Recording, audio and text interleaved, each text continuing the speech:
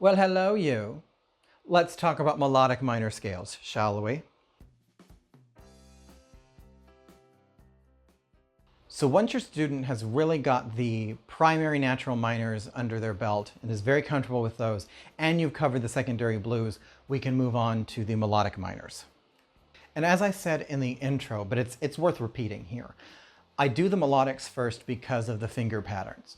The melodic scales use the same 4 basic patterns from Fingerboard Geography that the naturals did. I always feel like I have to advertise the book so that I don't get yelled at or accused of stealing because I did not come up with the colors. It's this brilliant woman right here. But for the harmonics, you're going to need the extension patterns that are covered at the end of this book because you've got that augmented second between the 6th and 7th scale degrees, right? So it's a bit of a stretch. So because I focus so much on the colors from here, I do the melodics first. And again, like I said in the intro, if you've got a student who scale degrees work better for, they're not as on board with the colors, go ahead and do the harmonics first. If it works better for your student, do it. So usually here I start with the natural minor, right? I have them review all of those notes for me. And then I'll explain to them the rule that we're going to raise the 6th and 7th scale degree on the way up. So we're going to have them identify those first and which way we're going to go. So we get to B flat, we raise that to a B natural. C is going to go up a half step to C sharp once again. That should be pretty easy to do. And I usually point out at this point that all this is the parallel, almost the relative, the parallel major with a lowered 3rd scale degree. And that will emphasize the idea that the 3rd is what makes everything minor, if they haven't figured that already from the natural scales, which they should have. Then we have to deal with coming down, right? I tell them that on the way back down, we're going to lower them again. So it's going to be C natural, B flat, and then on down the way it normally is, which is not too hard of a concept to get intellectually. The turnaround can be a little bit tricky for them when they're playing. So then we have to figure out how it's going to affect our finger patterns. So we go string by string again. Here, not affected. Still going to be that nice blue from the minors. Here is where we're going to bring up an interesting pattern because they're going to see that it is red. So a lot of the times, the notes that get raised for the melodic are just going to put you back in whatever pattern the parallel major is. So in this case, D major is a red scale. It's going to be red. And then on the way back down, we're going to go back into our lovely green pattern. So having the 3 different patterns and the mixing everything around can throw some students a little bit, but it's still fewer things to think about. You only have to think about 3 patterns rather than think about 1, 2, 3, 4, 5, 6, 7, 8, 9, 10 notes. But in their learning, your student might be getting to the point where scale degrees are becoming a lot easier for them to understand. Maybe they have a more theory-oriented mind, and it's easier for them to think in those terms than it is in the finger patterns. They should still cover the finger pattern stuff, still be able to identify which ones are which, because that will help them as far as the instrument is concerned. But if that's how their brain works, go with that. And if that's the case, and you've already identified that, you may be doing the harmonic minors before you're doing the melodics, which is totally fine. Again, everything depends on your student.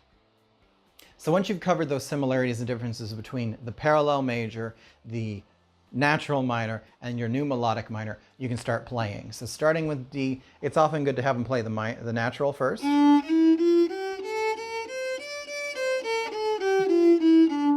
then do the melodic.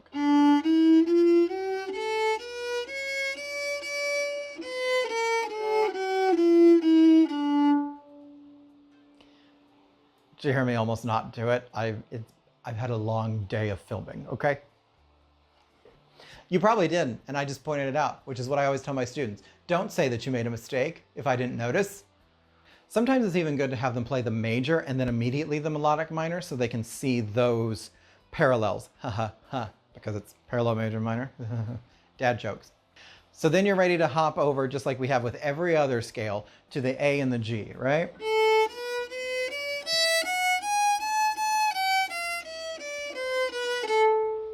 Got that one on take one, yeah.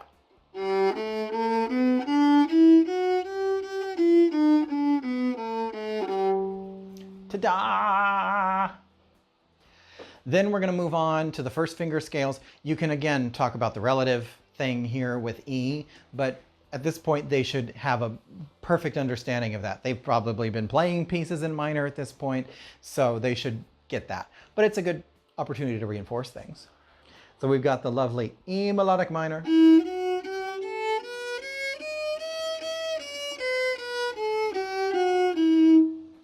And see, this is the reason that forever ago that you should have them mixing the patterns, right? Play one on the way up, one on the way down, because then it'll be simple for them to do that for this.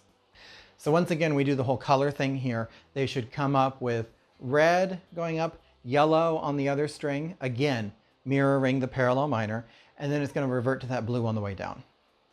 Hop on over to B.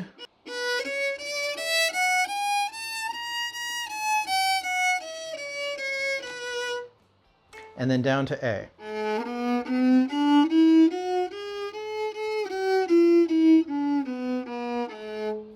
And once again, have them use that fourth finger on top.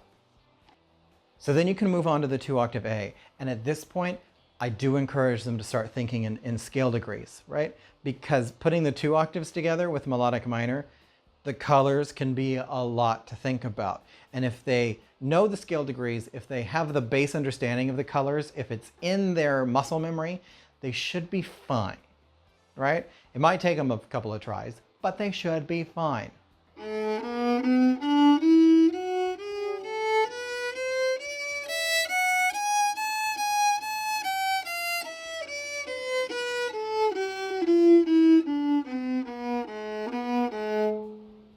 Nice and easy. Moving up to the second finger, same comparison stuff as before. They're going to come up with yellow, green, red. So again, starting with F sharp.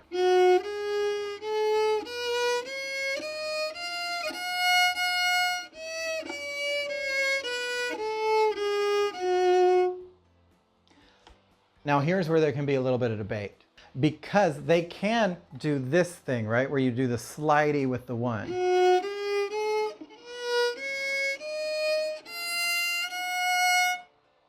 You can't see that in the camera, but they can do E sharp, F sharp, and slide back and forth, or even do E sharp, F sharp, right, as a 2. I don't like the sliding 1-1 thing if I can avoid it. I usually encourage them to keep it 4-1 to keep with the finger pattern, but have them play all 3, figure out which one works best for them. At this point in their careers, I'm not normally dictating fingerings for my students. I'm not saying you have to play it this way. I will present them some options and tell them why I think which ones work best, but then I let them choose, because we all know that there are passages that one person will have a certain fingering that does not work for us, but we play it in a different way and it doesn't work for them. I mean, look at any orchestral part and you can see that stand partners will be writing different fingerings in a lot of the time. It's whatever works best for their hand. So my sort of order of preference is to have them play 4-1, then the 1, low 2 situation. That's on the wrong string, but whatever. And then the 1-1 thing. So whatever works for them. From there, they can move on to the B minor on G.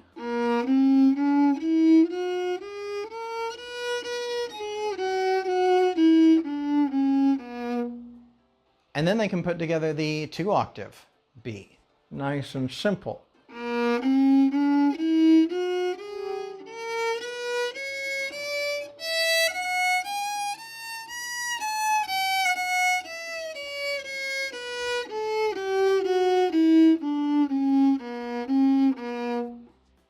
And I just did the slidey 1-1 fingering that I tell people not to do.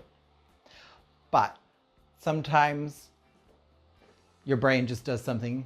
Do as I say, not as I do. Which is literally what I tell my students sometimes, because we all have bad habits, right? Now we come to the third finger. There's a lot going on, admittedly. So for the colors, they're going to get green, green, blue, yellow's on the way down.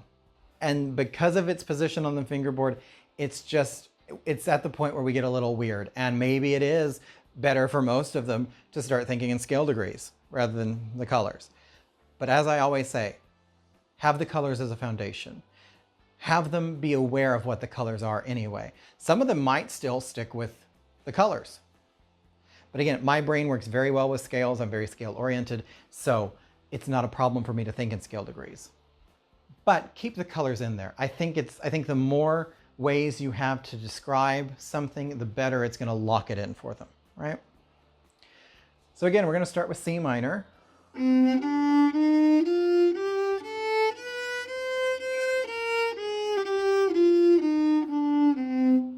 Pretty.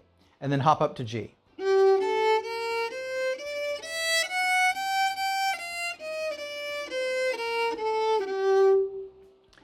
Now they're ready for that 2-octave G minor. Here we go.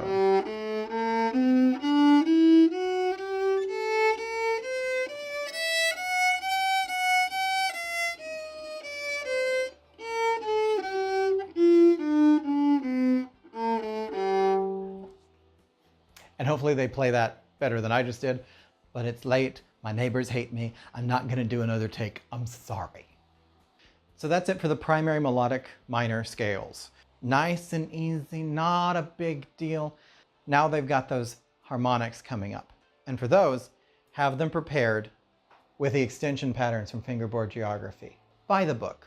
It's so good. I'm telling you, people, just get the book. All of the links for everything, for the articles and stuff, are in the description below. Make sure you like and subscribe so you know when the videos are coming.